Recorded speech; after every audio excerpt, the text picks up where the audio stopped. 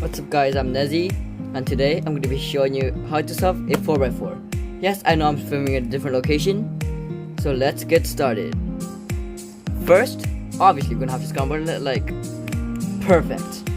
Okay, so obviously the first step, as many people will tell you, is create a center. But how we do that exactly? First, you can make one bar since we're...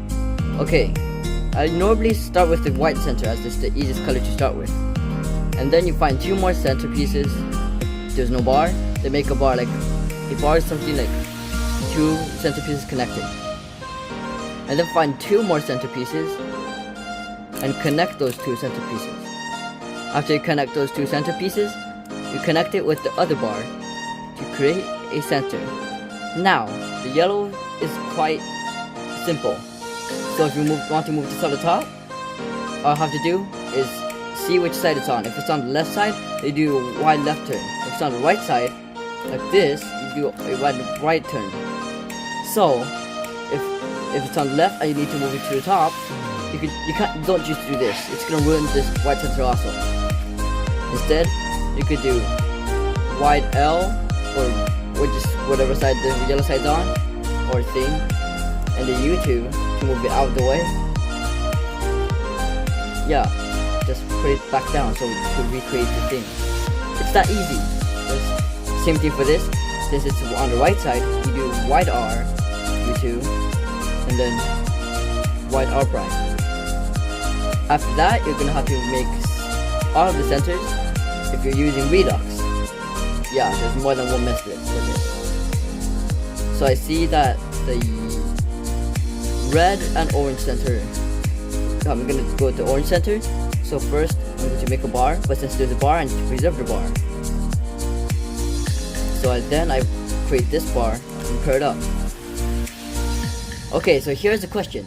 Since there's no stationary centerpieces, how would you know the color scheme? Well, let's take a look at a regular 3x3. So if this is the bottom, so let's just say this is white and this is yellow.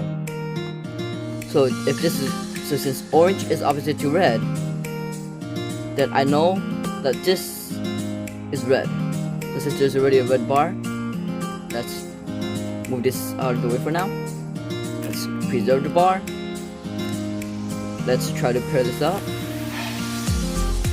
And then since the orange is here, so we have to move the red down once, move it over here, so now both of them are opposite. You turn the red back up to create a center. Okay, now this is what I call incorrect color scheme. For yellow, it's going to be correct, but we're talking on white.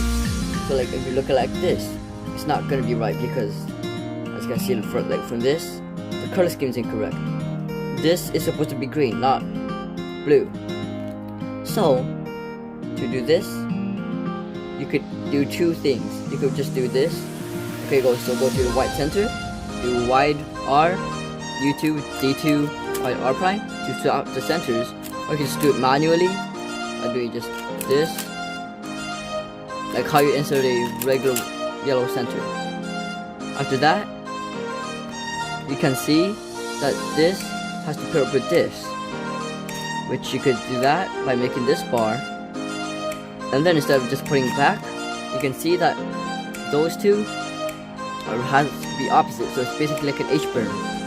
And then you move everything back, and you got all of the centers done. The next step is one of the interesting steps, that you recreate every single edge without breaking the centers. How do I do it? Pretty easy. So you just find a random edge, as you see this edge. So the goal is to pair them up. So if you get something like this, where this is facing you while the other side is facing outwards, then you can just pair it up for doing a upper layer move, or D, I don't know. I have to use, whoops. I like to use the upper layer move. Don't mind about that edge, my cube's pretty loose. And you just take it out. But then if there's another edge that's paired up, you would put it back in. So you basically have to put in an edge that's unsolved. You put the centers back. And just repeat that for every single edge. It's gonna skip to right here. Okay, now that every single edge is solved, there's actually one more case that you would need to know, just in case you get this. Okay, so what if there's no more pieces on the top and there's only 2 more edges? So, to end up to do this, they have to be exactly parallel with each other, which is just right across of each other. You do a widen move, upper layer, U prime, or U. But if you have to do U, you have to do a left, you just flip it around using this algorithm.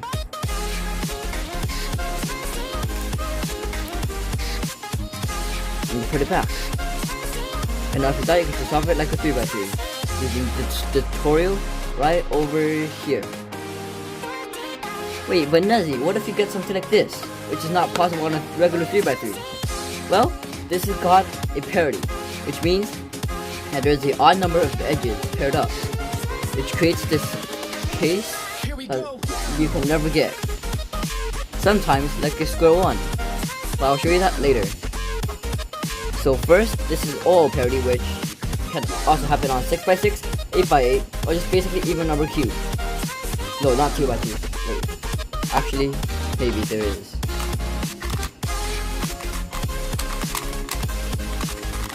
There is parity on 2x2.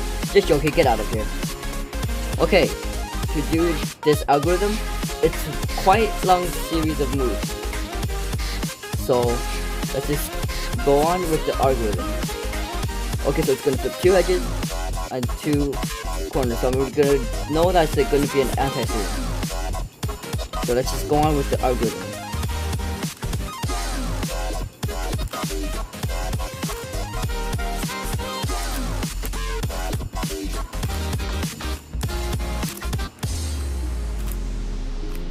If that was somewhat too fast for you, you could go back, look at the algorithm, or just slow the video down. And do that, and then just do regular 3x3 all that you probably have learned. And then you do, yeah. This VPerm I'm gonna teach you because I did not taught you that on the regular PL video. The reason why I'm using a 3x3 because this is partially PL of 3x3. So this is the algorithm.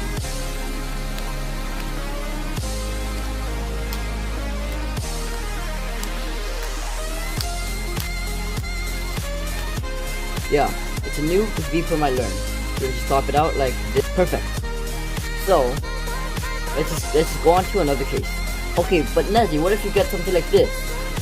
Which is not possible on a 3x3 because it doesn't look like an N-perm or a V-perm or a Y-perm. What you got is probably a PL parity, which could be done with something like this on 3x3. It's just this stuff, there's this. This is this. Okay, so to do this algorithm, it's this. So 2R2 is just basically, okay, so 2R is basically the second layer to the inside, left or right side. 2R, right there. That's 2R. And 2R2 is just basically M2 but on the right side. Okay, so here is the algorithm.